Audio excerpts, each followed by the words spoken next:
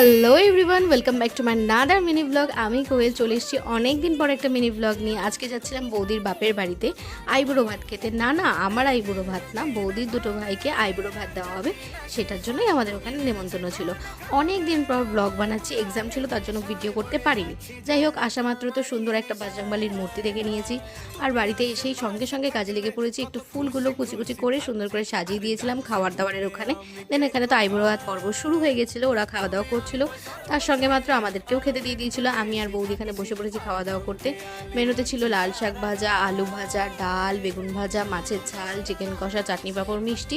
সবটা আমি ভিডিও করতে পারিনি। যাই হোক, তো খাওয়া দাওয়ার পর এখানে আমরা বসে বসে গল্প করছিলাম। তারপর তো এবার বাড়ি যাওয়ার পালা। আর বাড়ি যাওয়ার পর মানে পথেই বৌদিদের বাড়ির সামনে এরকম ফুল গাছ ছিল, গোলাপ ফুল, সর্ষে ফুলে, আর একটা কী ফুল ছিল, যাই হোক আমি সেটা জানি না।